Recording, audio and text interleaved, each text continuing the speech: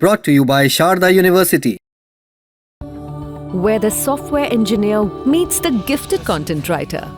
The world comes together at Sharda University. Bengal और तमिलनाडु के बाद अब असम में भी नई सरकार का शपथ ग्रहण हो गया है।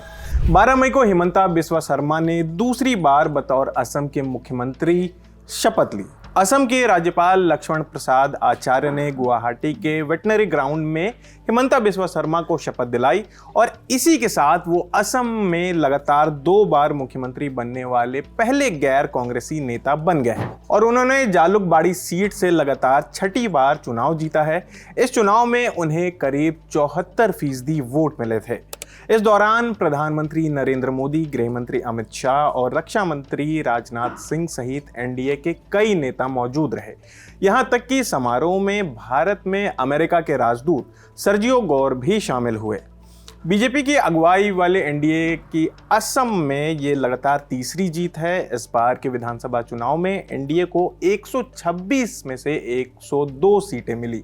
वहीं कांग्रेस की अगुवाई वाला गठबंधन 21 सीटें ही जीत पाया। अब इस पर भी बात करते हैं कि सीएम के अलावा और कितने नेताओं ने शपथ ली है। हिमंता बिस्वा शर्मा के साथ एनडीए के 4 और विधायकों ने भी मंत्री पद की शपथ ली है।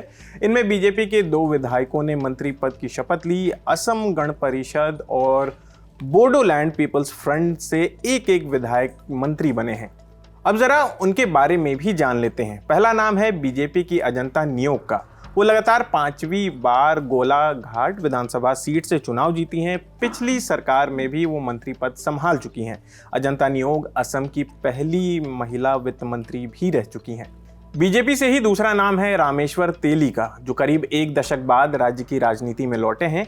इससे पहले वो डिब्रूगढ़ लोकसभा सीट से 2 बार सांसद, 1 बार राज्यसभा सांसद और केंद्र में राज्य मंत्री भी रह चुके हैं। सहयोगी दलों से भी 2 मंत्री बनाए गए हैं। अब उनके बारे में भी जानते हैं। बीजेपी ने इस बार भी गठबंधन बनाकर असम का चुनाव लड़ा और जीत भी हासिल की। इस वजह से सहयोगी दलों से भी एक मंत्री ने शपथ ली। पहला नाम है अतुल बोरा का, जो असम गण परिषद यानी कि एजीपी के अध्यक्ष हैं और बोकाघाट विधानसभा सीट से जीत कर आए हैं। एजीपी बीजेपी का पुराना सहयोगी दल है। बोरा बीजेपी के नेतृत्व वाली पिछली दोनों सरकारों में भी मंत्री बने थे।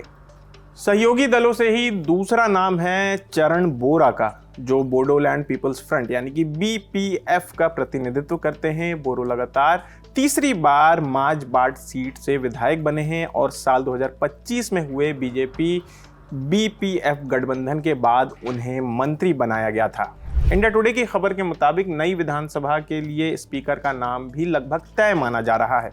बीजेपी के वरिष्ठ नेता रंजीत दास को स्पीकर पद के लिए एनडीए का उम्मीदवार बनाया जा रहा है। नई विधानसभा के गठबंधन के बाद उनके नाम पर औपचारिक मुहर लगने की संभावना है, ऐसी खबर आ रही है।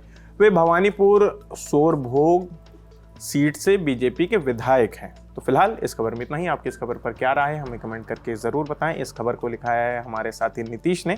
देखते रहिए दी ललन टॉप। शुक्रिया।